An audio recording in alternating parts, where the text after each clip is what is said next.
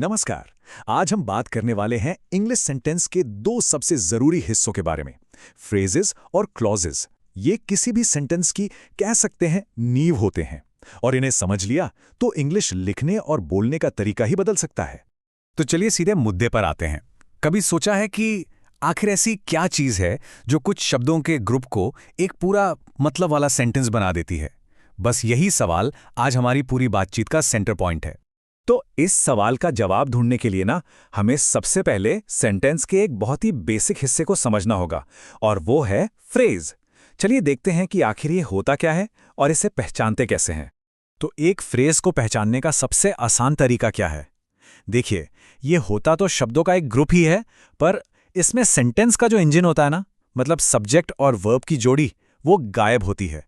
बस यही सबसे जरूरी बात है जो याद रखनी है। चलिए अब जरा इन एग्जाम्पल्स को देखते हैं। ये काफी दिलचस्प हैं। जैसे इन द रूम, मतलब कमरे में। इससे जगह तो पता चल रही है, पर कौन है कमरे में या क्या हो रहा है, कोई आइडिया नहीं। या फिर दूसरा वाला देखिए, वेरी हैप्पी, यानी बहुत खुश। भाई कौन है खुश? दोनों ही मामलों में सब्जेक्ट और वर्ब मिसिंग है। ये बस कह सकते हैं कि अधूरी सी बातें हैं, इंफॉर्मेशन के छोटे छोटे टुकड़े। तो फ्रेज तो समझ आ गया।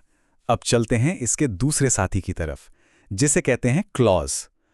अब देखिए, अगर फ्रेज एक अधूरा आइडिया है तो क्लॉज समझ लीजिए कि वो हिस्सा है जो उस आइडिया को पूरा करता है, क्योंकि इसमें वो इंजन मौजूद होता है। तो सबसे जरूरी बात क्या हुई?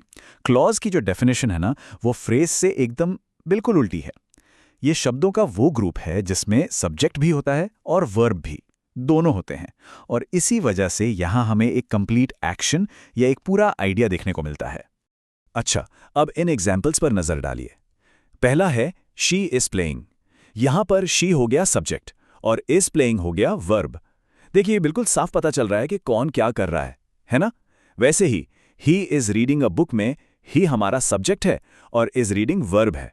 ये दोनों अपने आप में पूरी बात बता रहे हैं। इन्हें इंडिपेंडेंट क्लॉज भी कहा जाता है, क्योंकि ये बिना किसी सहारे के अकेले भी एक पूरा मतलब देते हैं। ठीक है, तो अब तक हमने फ्रेज को अलग से समझा और क्लॉज को भी।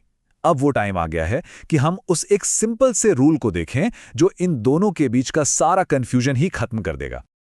और ये देखिए, ये स्लाइड सब कुछ एकदम साफ कर देती है। एक तरफ है फ्रेज जिसमें सब्जेक्ट वर्ब का जोड़ा नहीं होता, और दूसरी तरफ है क्लॉज जिसमें सब्जेक्ट वर्ब का जोड़ा होता है। बस यही वो एक नियम है। कितना आसान है, सही कहा ना? सच कहूं तो इस एक लाइन में ही पूरी कहानी छुपी है। बस इसे दिमाग में बिठा लीजिए। फ्रेज मतलब सब्जेक्ट वर्ब नहीं, और क्लॉज मतलब सब्जेक्ट वर्ब हैं। यकीन मानिए, बस ये एक छोटा सा फर्क समझना इंग्लिश के लिए एक रियल गेम चेंजर हो सकता है। ओके, तो हमने ये सब समझ तो लिया, पर सवाल उठता है कि भाई ये सब जानना इतना जरूरी है क्यों? वेल, इसका सीधा सा जवाब है बेहतर और मजबूत सेंटेंस बनाने के लिए। देखिए, जब फ्रेज और क्लॉज का ये फर्क दिमाग में क्लियर हो जाता है ना, तो सेंटेंस का पूरा स्ट्रक्चर समझ आने लगता है। फिर हम सिर्फ छोटे छोटे सेंटेंस तक ही नहीं रहते, बल्कि और भी कॉम्प्लेक्स और ज्यादा मीनिंग वाले सेंटेंस बना पाते हैं।